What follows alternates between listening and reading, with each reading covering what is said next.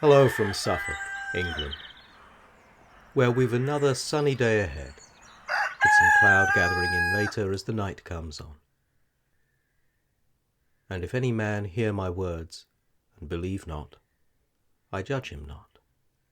For I came not to judge the world, but to save the world. John chapter 12, verse 47. It's Thursday, the 7th of May, in the year of our Lord 2020, and it's time to take 5 minutes for a dose of civilised calm. This is Mark's Almanac, your regular respite from the madness of World War V, recorded in the peace of the English countryside. I am now prepared to spend the first half of the winter where I am, subject to the bottom of the lane being still invisible when the leaves have fallen, which seems probable. I cannot be seen, and if I am careful, I cannot be heard. I avoid chopping wood, and risk the noise of my billhook only on one night a week, when I fill the inner chamber with brushwood and burn it. This dries out the whole den, and gives me a layer of hot ashes on which I can grill at one time whatever store of meat I have. My dry and tinned food is sufficient, for I have been living largely on the country. There are cobnuts, sloes, and blackberries at my door, and from time to time I extract a bowl of milk from a red cow. She has a great liking for salt, and can be tempted to stand quietly among the domes and ramps of blackberry bush that flank the eastern hedge.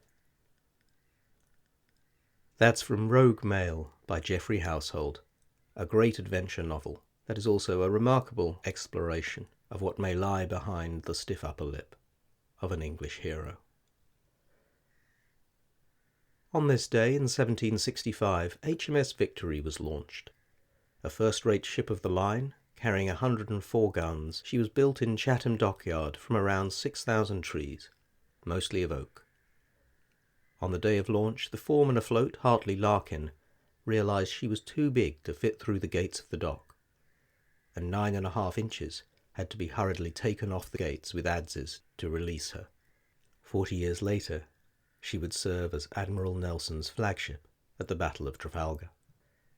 Also on this day in 1812, the poet Robert Browning was born in Walworth, South London. Master of the dramatic monologue, he wrote in Bishop Blougram's Apology that the common problem, yours, mine, everyone's, is not to fancy what were fair in life provided it could be, but finding first what may be, then find how to make it fair up to our means, a very different thing. Here's a poem, the opening of Robert Browning's Pied Piper of Hamelin. Rats! They fought the dogs, and killed the cats, and bit the babies in the cradles, and eat the cheeses out of the vats, and licked the soup from the cook's own ladles, split open the kegs of salted sprats, made nests inside men's Sunday hats, and even spoiled the women's chats by drowning their speaking with shrieking and squeaking in 50 different sharps and flats.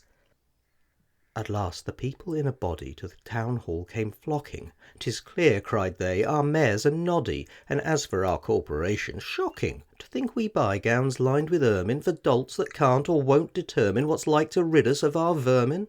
Rouse up, sirs! Give your brains a racking to find the remedy we're lacking, or sure as fate will send you packing." At this the mayor and corporation quaked with a mighty consternation. That's almost all for today. If you know anyone who could use a touch of calm, do please share this. And if you need some music to wake you up, how about Bluebird by Miranda Lambert?